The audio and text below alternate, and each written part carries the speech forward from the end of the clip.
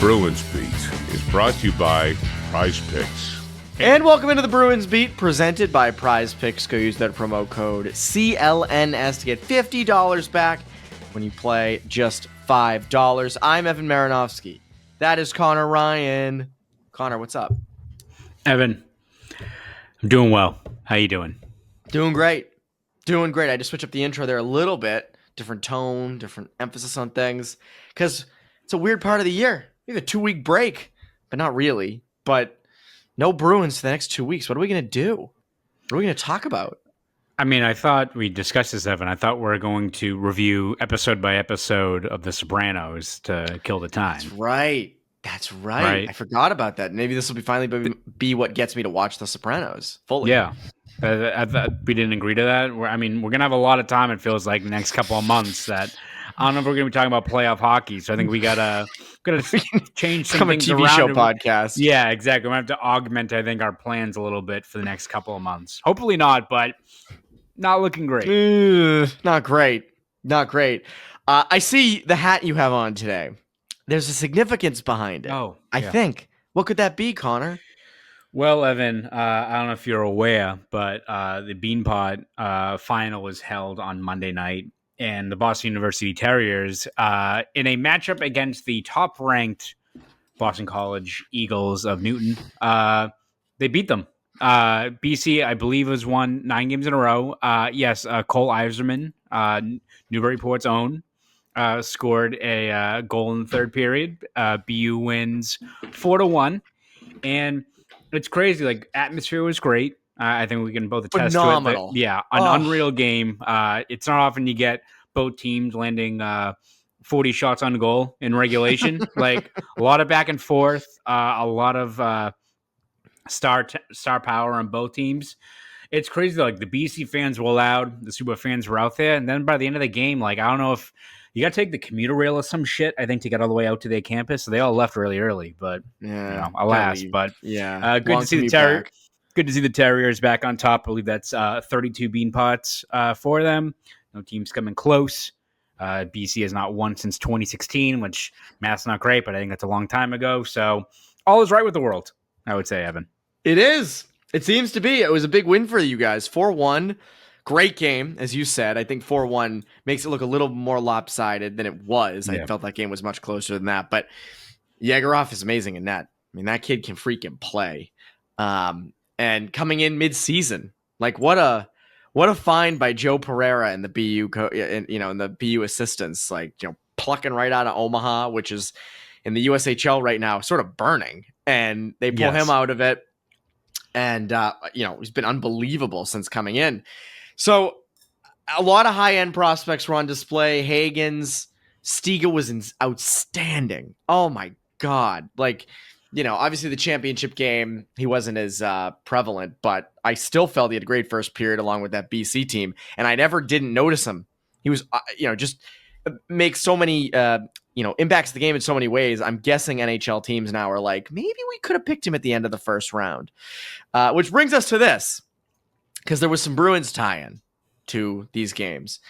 Dean Letourneau was up with Haggs and Stiga for a little bit.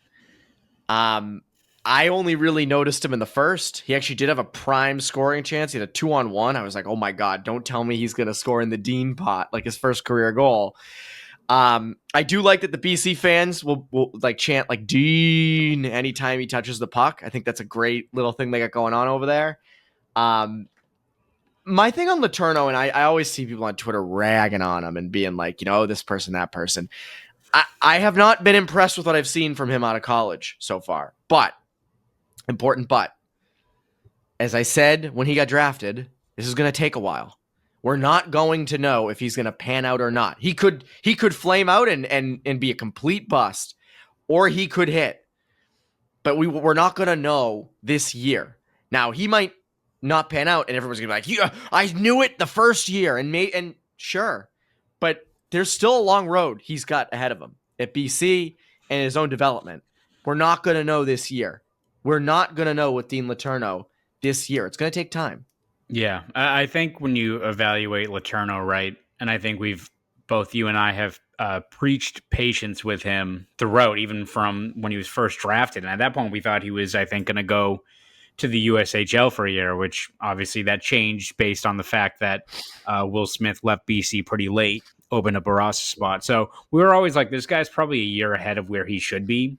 Like he really should have had a year to marinate in the USHL, making that jump up from the level of hockey he was at before, going right into Hockey East, which has what, last I checked, 5 top 10 teams, right? Like, I mean, there's going to be at least what, 6 or 7 in the top 20. Like, it's stacked. You lose in Hockey East, like you don't even really drop down the rankings all that much because every team has a tough out. Merrimack like has beat both BU and BC this year.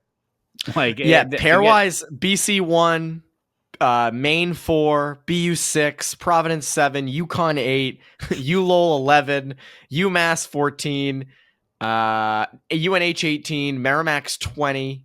It's like crazy. Yeah, it's stacked right now. So to go from where he was to, playing at this level against, there's some 18, 19-year-olds who, if those are the kids that are playing, they are filthy, or their first round picks, second round picks, what have you, or it's guys who are 21, 22, 23. There's going to be a learning curve. I think when you look at Letourneau and assess what this year has been, I think you can toe the line, right, of being like, listen, he's probably a year ahead of where he should be, and there should be some patience, but also you would like to see a little bit more. I don't think we were expecting him to be a top 6 player, finishing like his freshman year with like 20 points. I think it was like, if he has some learning curves, starts in the bottom 6, then builds his way up, which maybe you've seen recently. Like, he's again skating with Haggs and Stiga. Maybe they continue to do that. Greg Brown, BC's coach, said after the game that he likes how he's been playing as of late, and he has been generating looks. He hasn't finished them, unfortunately, but if he ends the year all of a sudden and he's on the 3rd line, or he's in a middle 6 spot at the end of the year because they've been impressed with the small details of where he's been, and he ends the year with 9 to 12 points or something like that, I think you'd be happy, right? Of like, hey, he's shown growth.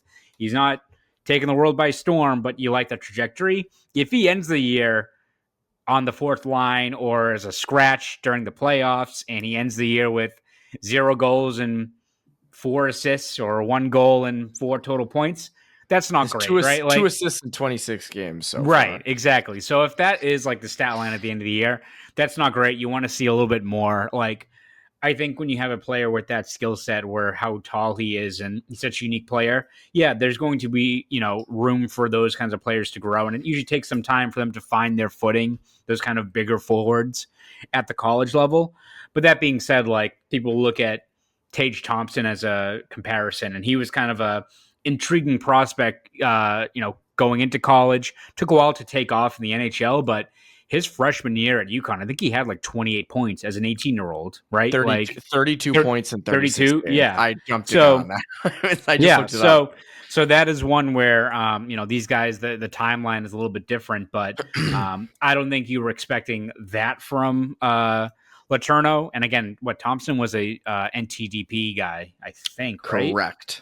So there is that, like, the tier of competition a little bit different. But yeah, I think you can, not hit the siren, don't hit the alarms off of what this year has been, but you want to see at least some growth, some momentum from Letourneau at the end of the year. And if it's kind of, he ends the year in a 4th line with no goals, that's not great. Like, if this continues next year and he's in that same spot when there should be openings in the lineup for BC and he should take steps forward, that's when you get really concerned. So it hasn't been the ideal year. And I think, like, people who are ready to bury him, like, I don't think that's fair on him, but there is some concern creeping in, right? I think you can have that stance.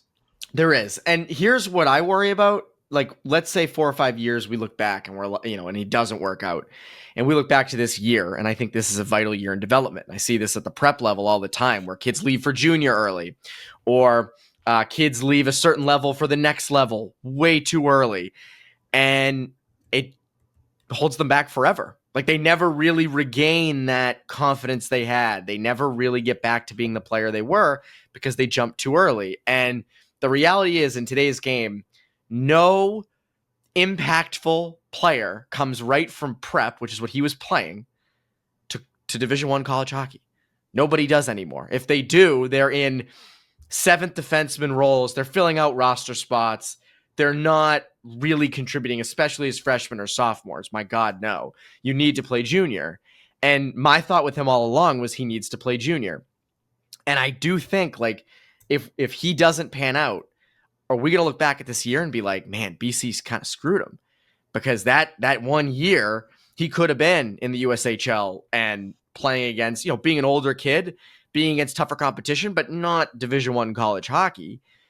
And I just wonder if we look back at this year and wonder about development. Should the Bruins have, stepped in and said, no, you can bring in an 05 who you have recruited, or you can bring in another kid who, doesn't truly need another year in the USHL or junior. They can come right in and play a fourth line role safely, like not a high end kid, so to speak. And they pick Letourneau, and BC's confident they can develop him. And I think they can. I think that's a great coaching staff. Those guys churn out guys on the reg. But this is a project. And, I think you even look at the Bruins side of things. Yes, it was a late first round pick, but it was also a first round pick that you got from trading your franchise goalie. Like, and I said at the time, I like taking the swing. Go for it. I'm fine with that. But if he does finish the year with like 2 assists and it continues, now he can finish the year with 2 assists and come in next year and make a big impact. And it's like, whoa, here we go. Like, now we're starting to see some returns. But if this does continue, I remember the Flyers drafted Jay O'Brien 18th overall in 2018. And he was ranked by most scouting services in the second round, third round. And Letourneau in some rankings was second or third round. And that blew out that Flyers staff. Now, the Flyers staff, the front office did not have a lot of success outside of that. I do wonder, though, if in 3 or 4 years, if Sweeney and Neely are still around, which Bruins fans are like, no, they better not be. They better not be. Like, don't say that, Evan. But if they are, and Letourneau didn't pan out, I do wonder if that would be a big reason why they'd get pushed out. Now, he could work out. Again, we're talking in the negatives here, as we have all season. Right. But I think it's important to note, like, if he doesn't pan out, you traded your franchise goalie, essentially, for him. Yeah, and again, it's kind of like the damned if you do, damned if you don't, in terms of their focus in the draft, right? Where they kind of took a swing on a guy that, again, could he be Tage Thompson? Could he be Brian Boyle? Could he not even be an NHLer? Like, there is that wide variance as to what he is. They're banking on potential, which I can see them taking the swing, because what's kind of been the knock against the Bruins when they have had first round picks is they kind of grab high floor, like, we can project this guy as a bottom 6, middle 6 player. Exactly. But does that move the needle, right? People were complaining about Johnny Beecher and in terms of what he could be. You could complaining about Trent Frederick, where they drafted him and they're like, yeah, we see him as like a third line player. It's like, well, oh, great. And so again, that's why I'm okay. I'm okay with taking the swing. Like, I'm fine with that.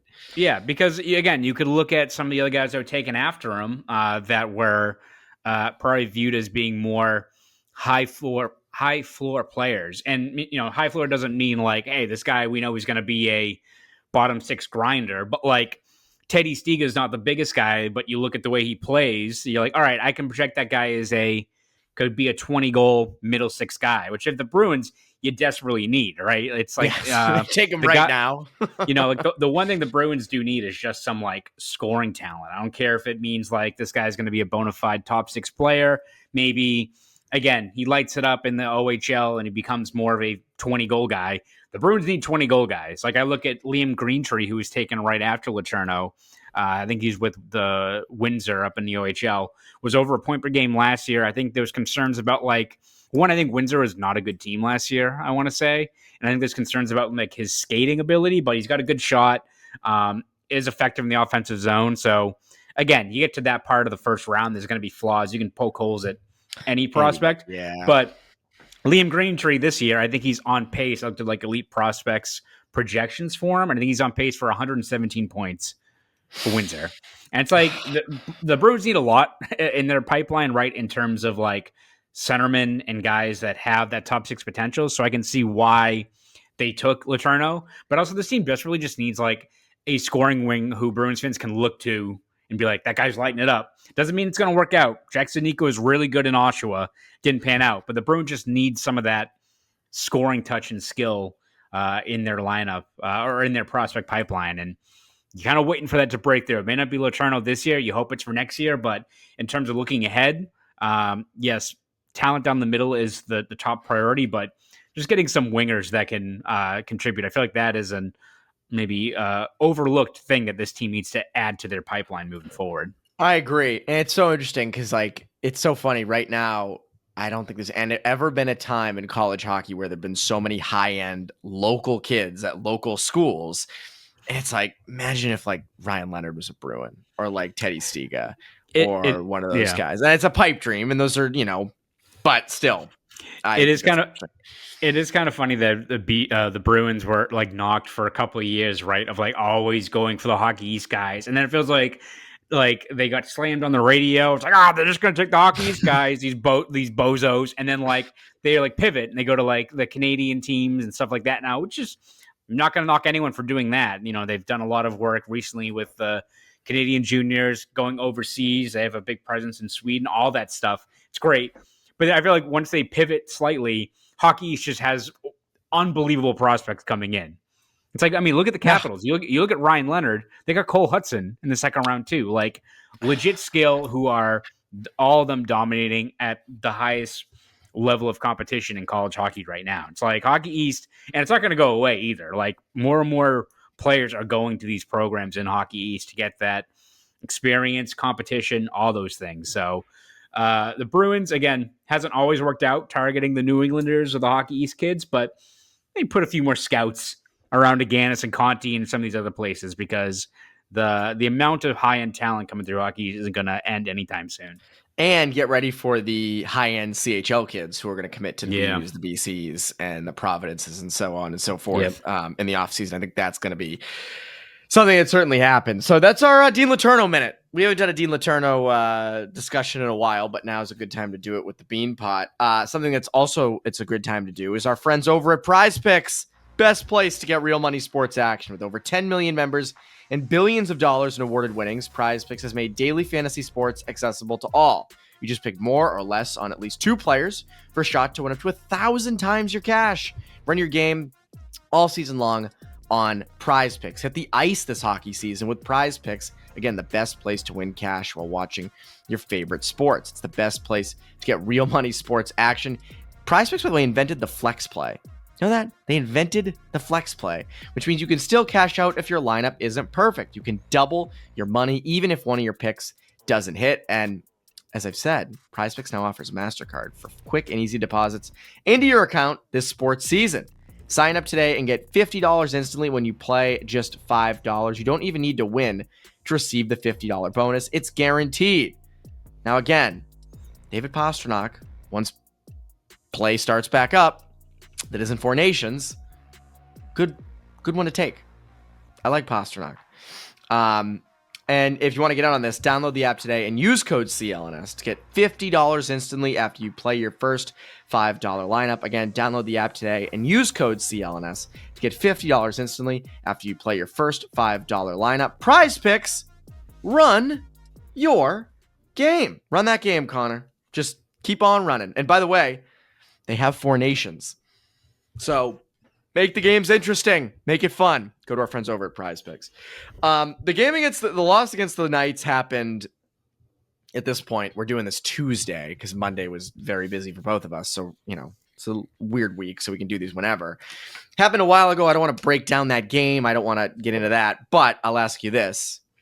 How are you feeling about the Bruins entering the Four Nations break? Awful. I think it's the worst loss of the year. You do? You think it's worse than Ottawa?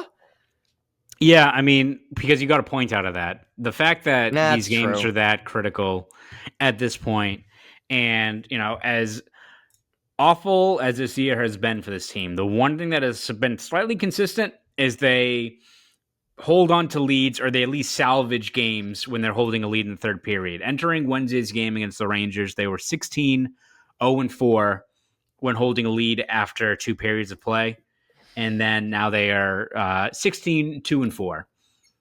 So not great. And I think you look at the way you let that game against the Rangers get away from you, the way you let that Vegas game get away from you, where, I mean, it's the loudest I think I've heard the God in this whole year was off of a goal getting taken off the board. It literally sounded like a playoff crowd when that happened. Like, there was energy, and then 31 seconds later, you face plant right away.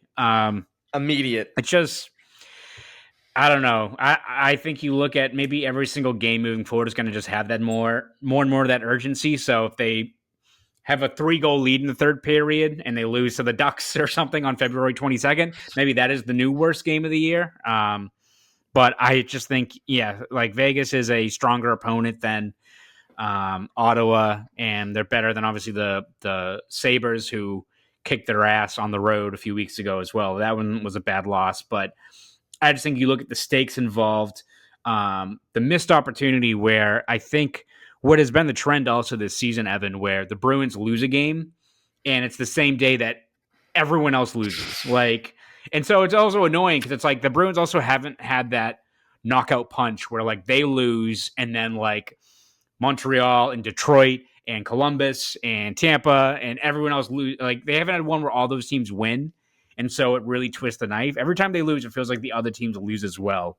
And then usually when they win, everyone wins as well. So that can be maybe a break for the Bruins, or it's just delaying the inevitable. I'm starting to lean more of the delaying the inevitable in terms of them just not getting that knockout punch from these losses. But, you know, optics kind of mean everything at this point of the year. Like, you look at the Bruins they haven't had really a groove this entire season. But remember how, I think, positive fans felt after they beat the Capitals at home right before the break? And they're, like, in the playoff picture. I think they were third in the Atlantic at that point, but beat a really good team in a pretty dominant performance. You have some time to sit on that, and people are like, you know what, this season hasn't been great, but we like where we're at right now. Like, we can build some momentum. Obviously sideways, but if the Bruins take care of business in those 2 games against the Rangers and the Golden Knights, you go into the break probably, like, either first in the wild card or third in the Atlantic again on a 4 or 5 game win streak. 4-game win streak. Like, yep, it would have changed right after the Sabres and Winnipeg losses. Yeah, exactly. So what it means, like, the season's saved? No, but shit, you feel a whole lot better about your team and where they, that they can at least be competitive down the stretch here. What gave you any hope looking at those 2 games before the break that this team is worth investing in, worth placing your hopes that they can get it together and they can grind out and get into the playoffs? Like, that one was pretty bad, Evan. I think that was the worst loss of the year. It was. I mean, again, and then you have, the Rangers right before it, and that was, a 3-2 loss. You're ahead. That you gave up a shorthanded goal that game too, if memory served, right? Against the Rangers, I think. Yeah.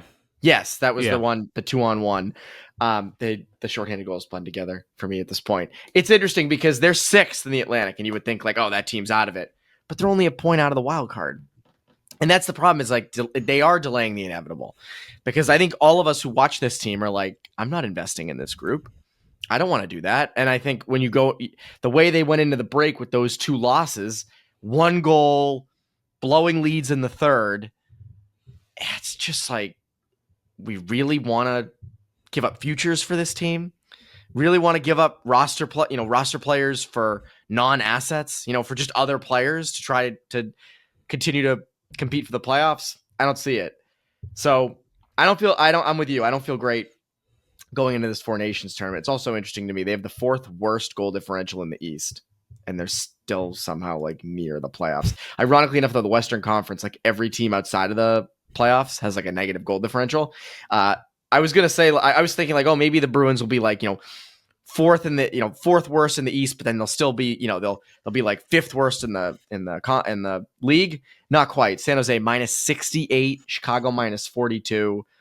Garbage. Just complete garbage.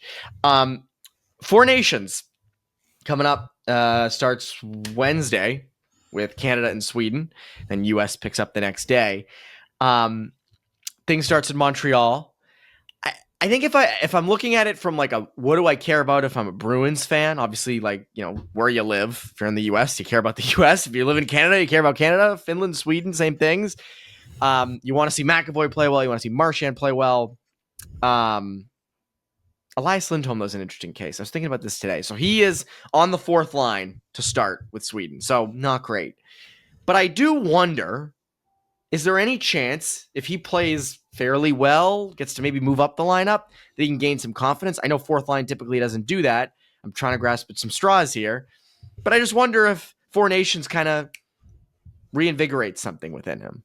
Yeah, I mean, I think you can take that as, some sort of momentum these guys can generate. I mean, remember in 2016 during the World Cup of Hockey, like Marchand was a top 6 player at that point, but it felt like that was kind of his breakthrough performance, where instead of being like, all right, I'm a guy who plays well with Bergeron and really complement him, and we've got that good chemistry.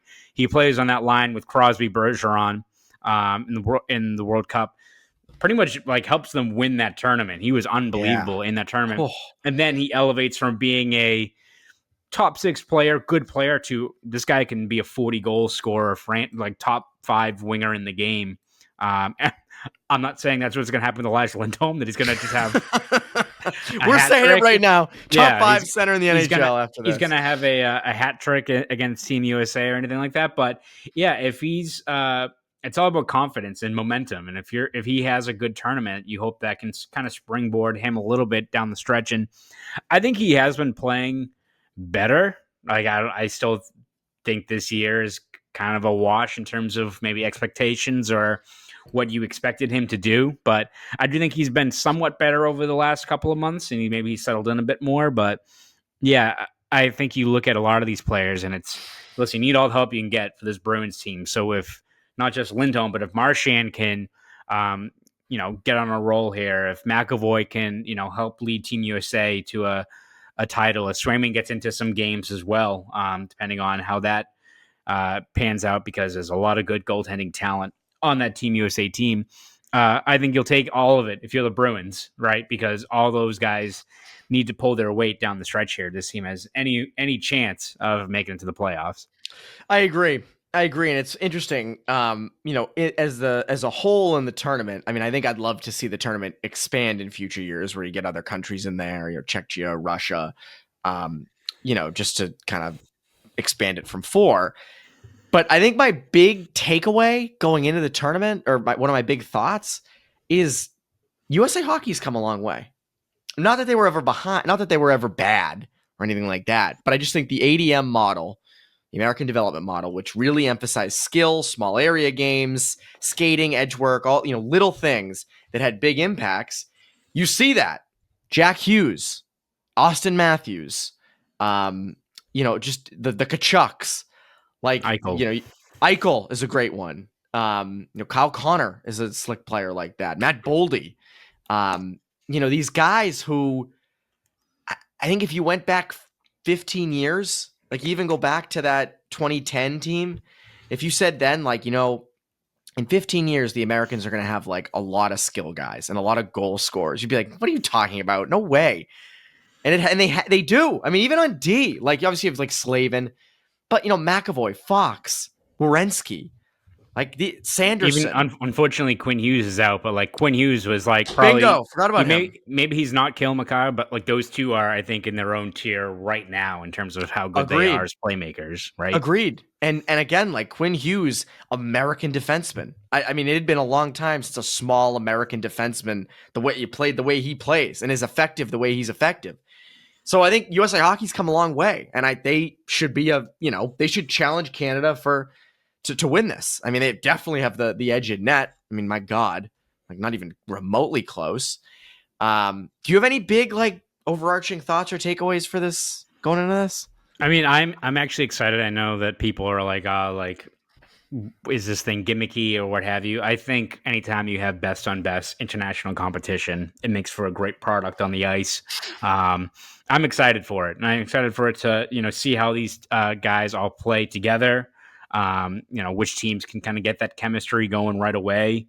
I think it's a great, as you said, litmus test for Team USA to see what all these years of development can lead to in terms of, they're probably the favorites right now in terms of, I think they're probably the deepest at every single spot of the lineup. Like Canada's forward core is unreal, but especially that power play is nuts. But Oh my God. but I think USA has got depth at defense. Their goaltending is great. If there's ever a group that can somewhat maybe slow down Canada's offense, it's probably Team USA. And even like I feel like Finland and Sweden are getting discounted here, and they've had some unfortunate injuries as well. But like, wouldn't surprise me if any of those teams go on a run. So I think it's good just to see the tournament. Good to see best on best, a great lead into the Olympics, which I can't wait for in 2026. But yeah, I'm really excited to see if this is USA's opportunity now to kind of establish itself as maybe not the new power, but as right up there with Canada in terms of we've got the skill, the size, the talent all across the depth chart. And you hope it continues moving forward. There's still a whole lot of really skilled Americans coming through the pipeline, either in the NHL right now or in the years ahead. So it's an exciting time for USA hockey. That's why I wonder, like with the CHL ruling, allowing players to play college hockey starting next season that played at all in the CHL, which for those who don't know is the OHL, the QMJHL, and the WHL. I almost wonder, like the United States is on an upward trajectory. In Canada, not saying they're going down, but hockey is down in Canada. There are not as many kids playing as there used to be. And, they're still churning out high-end talent. You'll see it in this draft. You'll see it in future drafts. But the U.S. has almost just as many, it seems at least, of high-end kids and kids picked throughout the draft and all that stuff. And college hockey is the best it has ever been by far.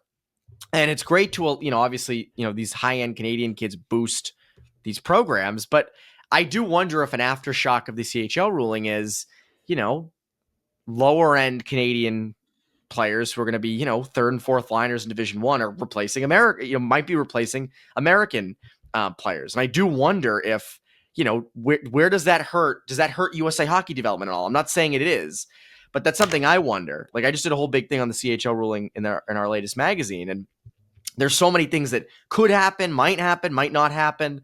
And I just wonder if it stymies development for USA hockey players who would have played Division One, who now won't.